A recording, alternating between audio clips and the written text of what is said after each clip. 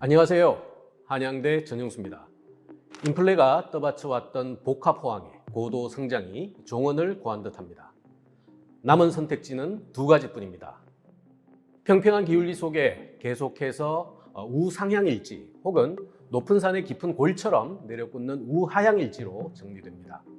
아쉽게도 팽배한 비관론처럼 한국 사회의 앞날은 축소 혹은 감축 혹은 정체 등의 마이너스형일 확률이 높습니다.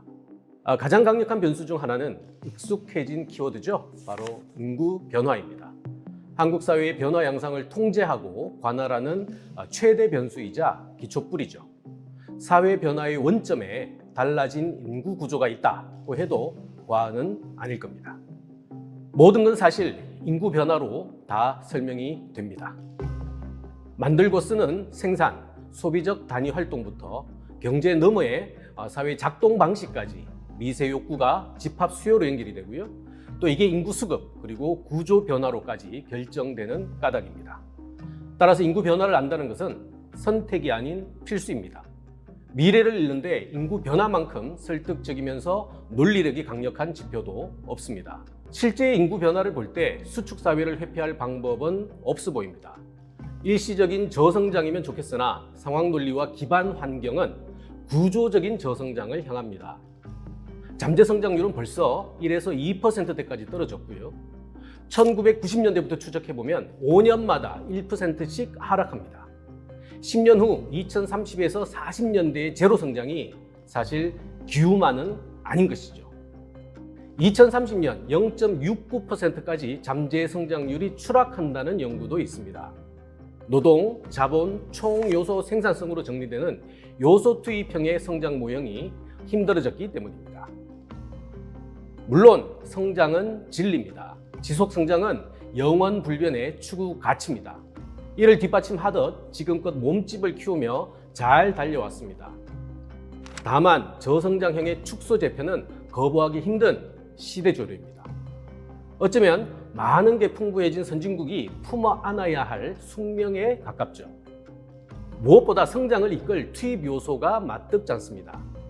베이비 부머 등 인구 보너스가 거대한 집단의 개발 초기 그리고 저렴한 몸값 여기에 또 우수 인재까지 복합적인 선순환적인 고도 성장을 만들어냈다면 지금은 노동 투입 없이 줄줄이 축소되거나 폐쇄되는 인구 오너스를 걱정할 판입니다. 실제 1970년 102만 명이었던 출생아 수는 2024년 20만 명대까지 떨어질 걸로 보입니다. 즉 인구 감소가 시장의 축소를 부르고요.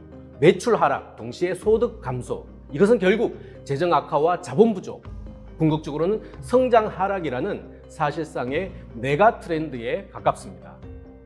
필요한 건 시대 변화에 맞춘 혁신 해법입니다. 상황 변화를 잘 반영해서 옷과 몸을 맞춰야 모양새도 살아나는 법이죠. 결국 인구 변화로 확인된 축소된 체격의 안성맞춤인 전방위적인 구조개혁이 필수입니다. 연일 바닥을 찍는 인구 통계를 볼 때 이대로 방치하면 인구 절벽의 차기 바통이죠. 바로 국가 소멸로 직결될 수밖에 없는 절체절명의 복합 위기 앞에 서 있습니다. 조앤 윌리엄스 명예교수가 2023년 EBS 인터뷰에서 이렇게 얘기했죠. 한국 완전히 망했네요. 그 정도로 낮은 수치의 출산율은 들어본 적이 없거든요. 라는 평가를 귀담아 들을 때입니다. 반면 경고에 맞선 고효율의 회피 전략과 고성능의 대응 체제가 전제가 된다면 예고된 경고는 오지 않는다라는 격언을 기대할 수도 있습니다. 그렇다면 위기는 기회에 가깝다는 의미입니다. 실제 자산시장을 통해 인구 변화의 위기를 자산 증식의 기회로 삼는 새로운 접근 전략을 채택하는 건 어떨까요?